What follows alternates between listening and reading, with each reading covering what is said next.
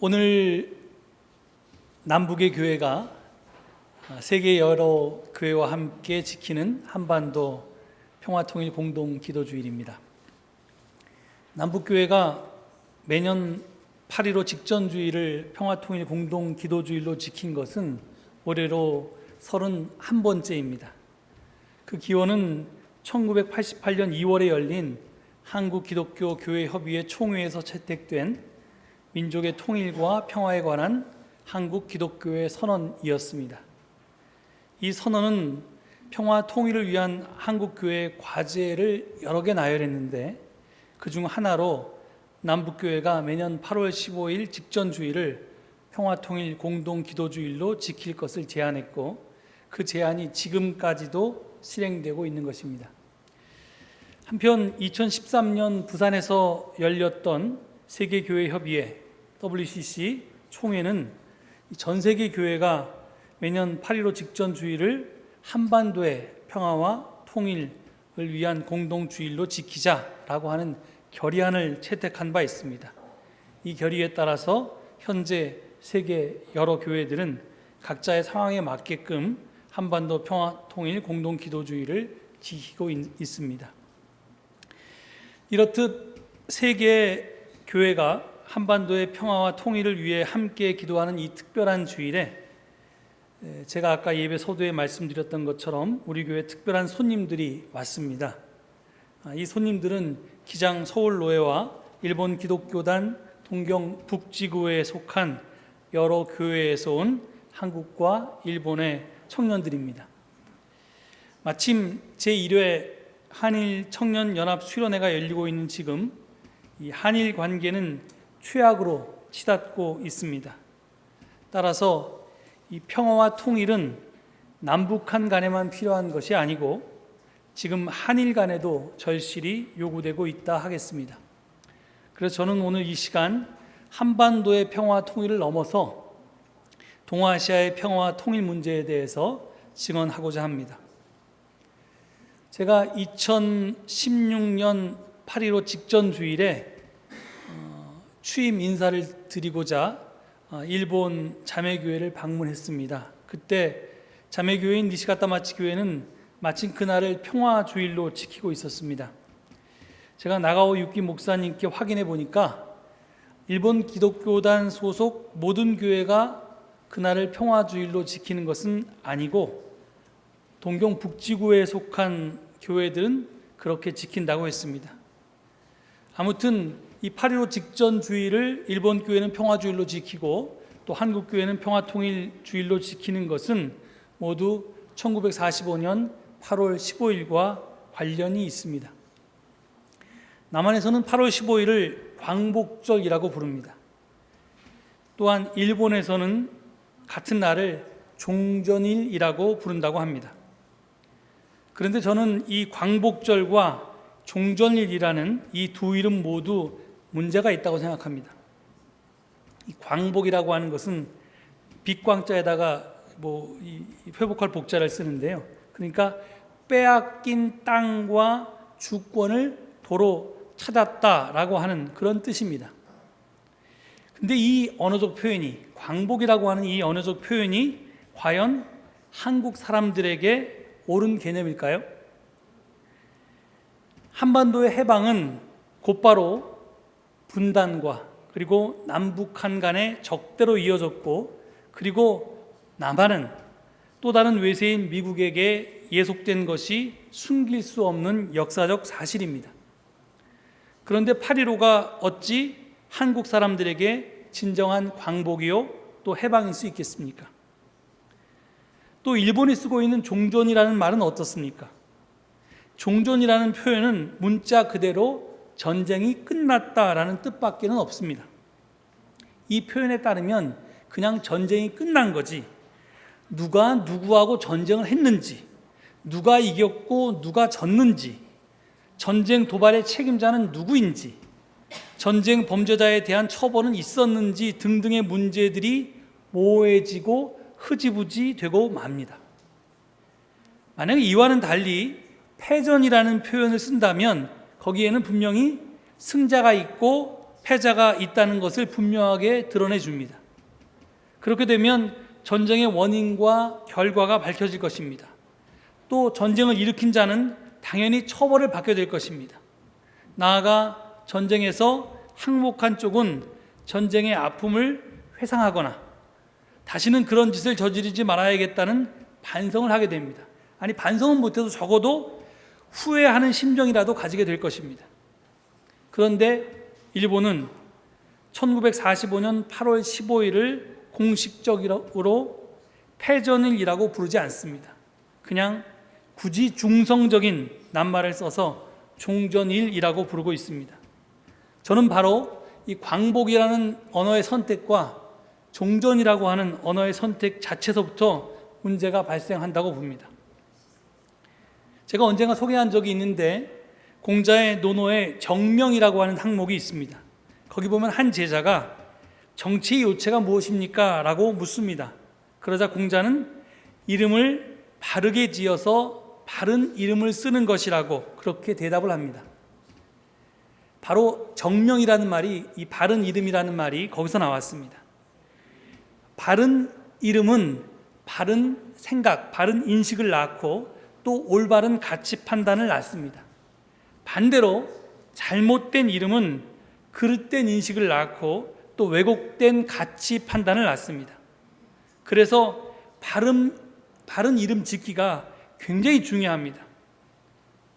이게 마치 첫 단추와 같습니다. 만약 첫 단추를 잘못 끼우면 나머지 단추는 아무리 열심히 끼워봤자 다 허사 아닙니까?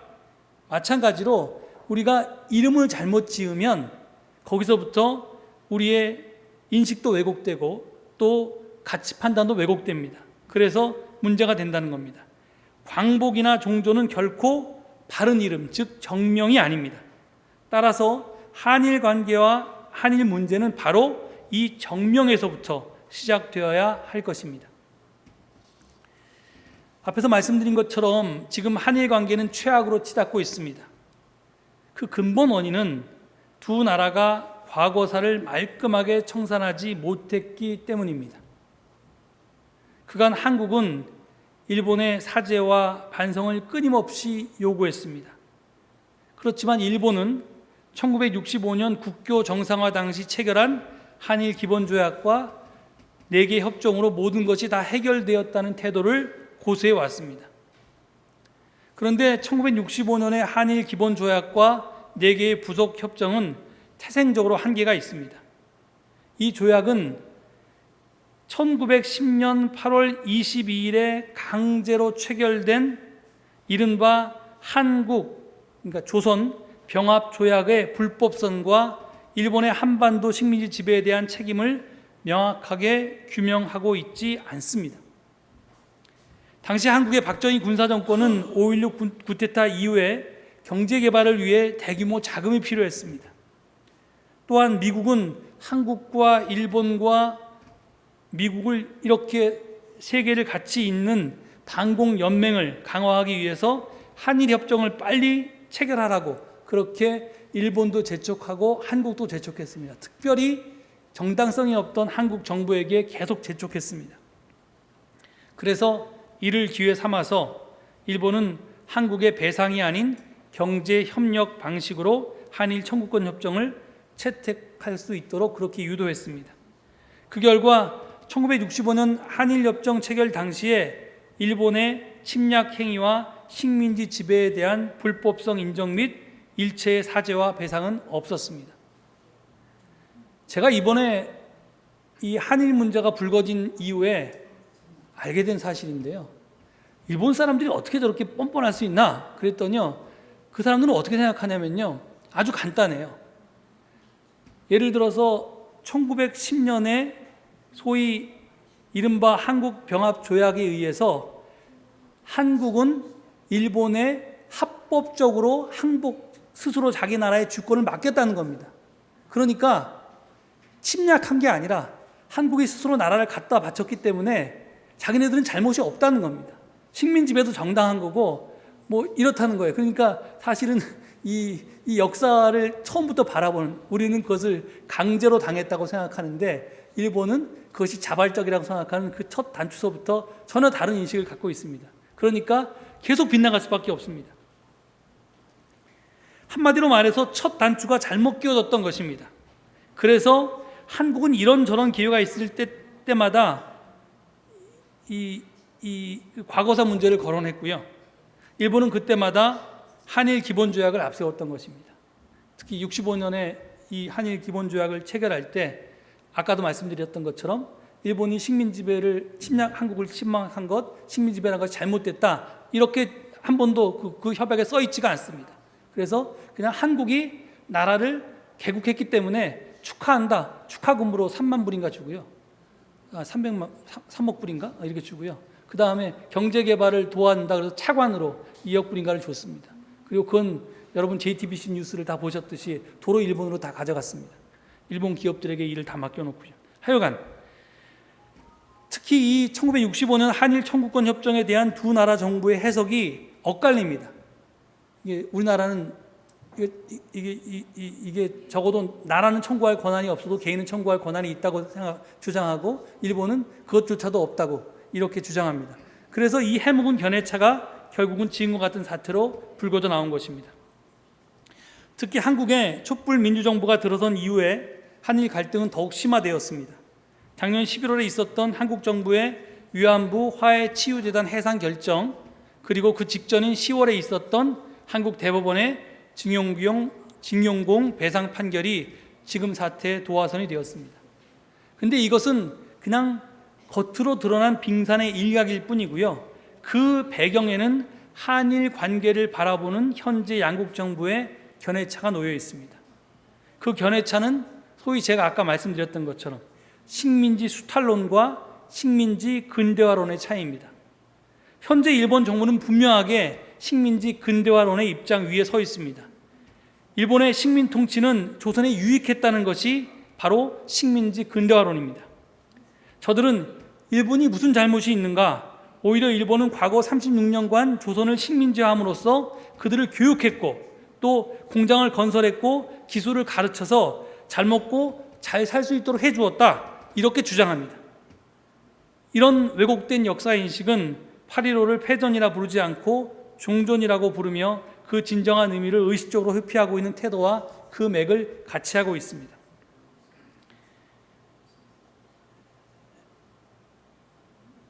노무현 정권 때는 당연히 안 그랬죠. 근데 그 이후에 섰던 이명박 정권과 박근혜 정권은 이 식민지 근대화론에 대해서 사실은 암묵적으로 찬성했던 정권이었습니다. 그런데 현재 한국 문재인 정부는, 촛불 민주정부는 이 식민지 근대화론에 대해서 분명하게 반대를 하고 있습니다. 그래서 아베 정부와 문재인 정부는 처음부터 그 관계가 껄끄러웠습니다. 더구나 문재인 정부가 의욕적으로 추진하고 있는 한반도 평화 프로세스는 아베 정부에게 부담스럽습니다.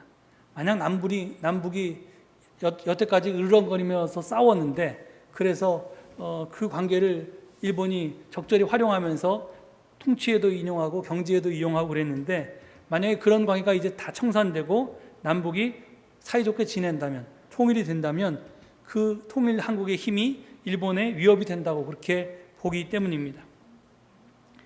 그래서 저는 이런 이유로 우리가 한반도의 평화와 통일을 넘어서 동아시아의 평화와 통일에 대해서 관심을 가져야 할 때라고 봅니다.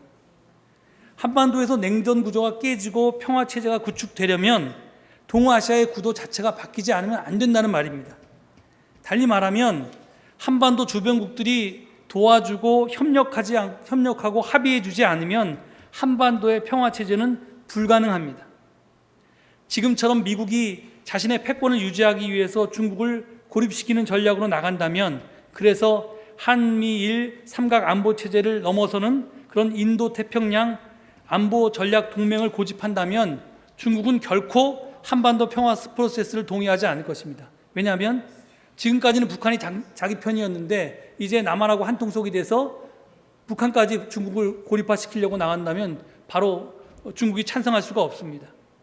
또 만약에 남북의 통일이 일본에 위협이 된다고 생각한다면 일본은 지금처럼 두려움을 느끼고 한반도 평화 프로세스를 방해하기 위해서 안간힘을 쓸 것입니다.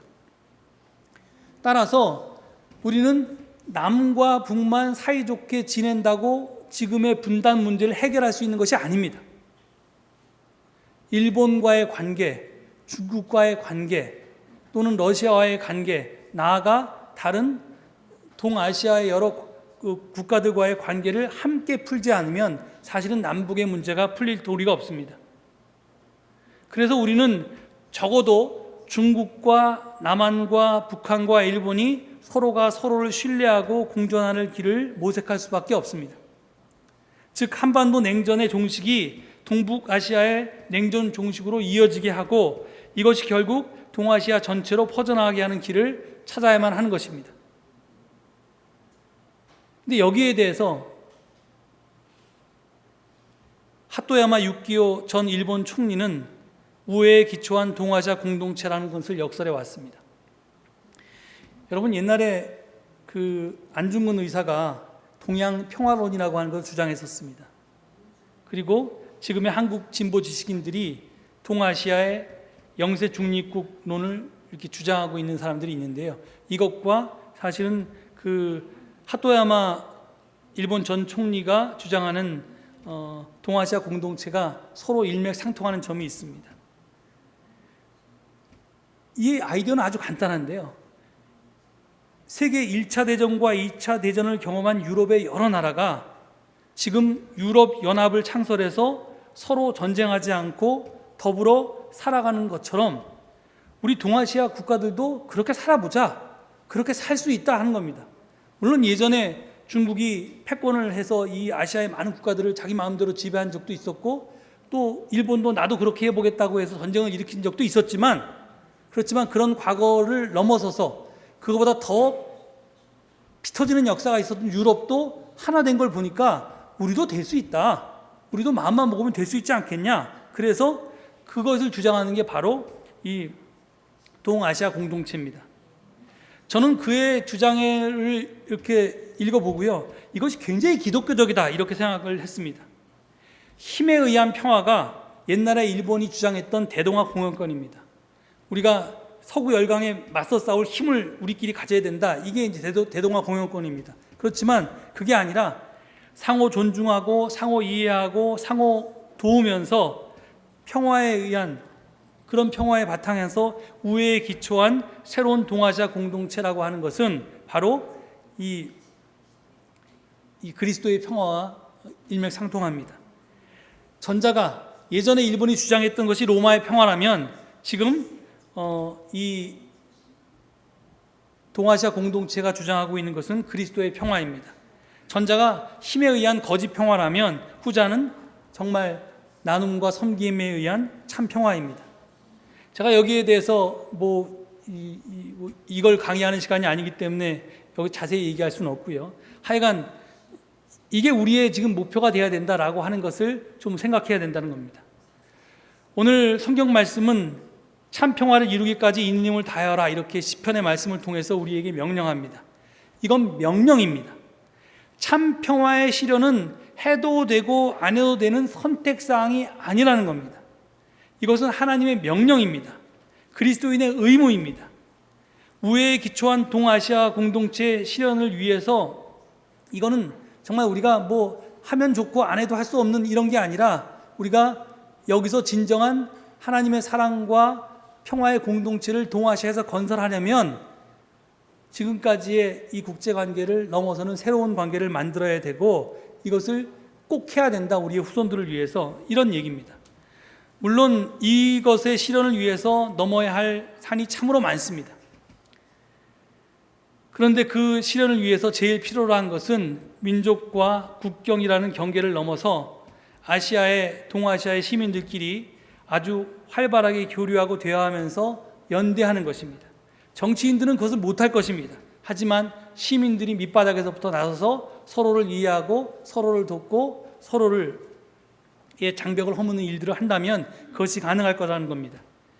저는 우리 교회와 니시카타마치 교회가 40년이 넘도록 이 일을 해왔고, 그리고 이것을 양 교회의 관계를 넘어서서 이제 노회 차원으로, 서울노회와 북지구 차원으로 해왔고, 그리고 오늘 드디어 이제 청소년들이 지난 수십 년간 교류했는데 그 청소년들이 커서 이제 청년의 교류로 확대되고 있습니다. 이 친구들은 이제 미래의 주역이 될 청년들입니다. 이제 우리는 이 꿈을 함께 꾸고 평화를 이루기까지 있는 힘을, 우리가 할 수 있는 힘을 다해야 할 것입니다. 이것이 오늘 우리에게 주는 중요한 메시지입니다. 과연 그런 일이 있을 수 있을까?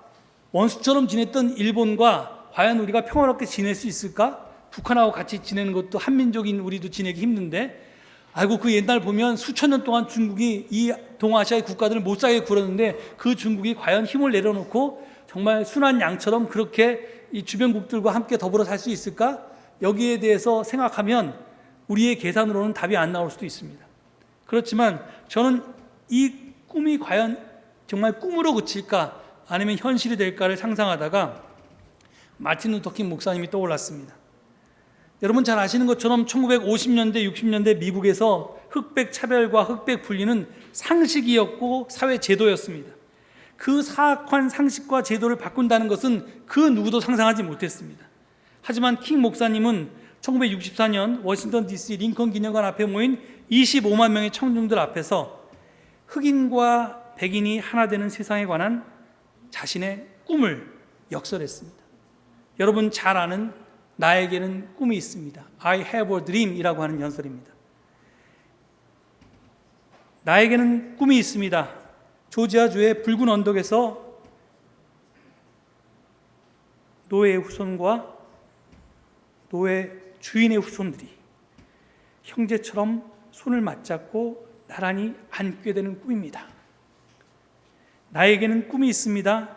이글거리는 부리와 억압이 존재하는 미시시피주가 자유와 정의의 오아시스가 되는 꿈입니다. 나에게는 꿈이 있습니다. 내 아이들이 피부색을 기준으로 사람을 평가하지 않고 인격을 기준으로 사람을 평가하는 나라에서 살게 되는 꿈입니다. 이렇게 쭉 시작된 게 마지막에 이렇게 끝납니다. 지금 나에게는 꿈이 있습니다. 골짜기마다 도두어지고 산마다 작은 산마다 낮아지며 고르지 않은 곳이 평탄케 되며 험한 곳이 평지가 될 것이요 주님의 영광이 나타나고 모든 육체가 그것을 함께 보게 될 날이 있을 것이라는 꿈입니다. 그의 꿈은 한 사람의 꿈을 넘어서 미국 모든 흑인의 꿈이 되었고요. 그리고 흑인의 꿈을 넘어서 자유와 정의를 염원하는 지구상의 양심 있는 모든 사람의 꿈이 되었습니다. 마틴 루터 킹 목사님은 살아있는 동안 자신의 꿈의 실현을 모두 보지 못했습니다. 하지만 그는 미래 자기 후손들이 누리게 될 인종차별 없는 세상을 당시에 오늘 미리 앞당겨 살며 기뻐하며 살 수 있었습니다. 사랑하는 교우 여러분, 오늘 우리도 우애에 기초한 동아시아 공동체를 꿈꾸어 보십시다. 하나님의 뜻이 하늘에서와 같이 이 땅에서도 이루어지는 그 날을 꿈꾸어 보십시다. 정의가 강물처럼 흐르고 평화가 들불처럼 번지며 사랑이 햇빛처럼 빛나는 새 하늘과 새 땅을 꿈꾸어 보십시다. 그리고 그 꿈이 실현될 수 있도록 우리의 삶의 자리에서 각자 있는 힘을 다하십시다.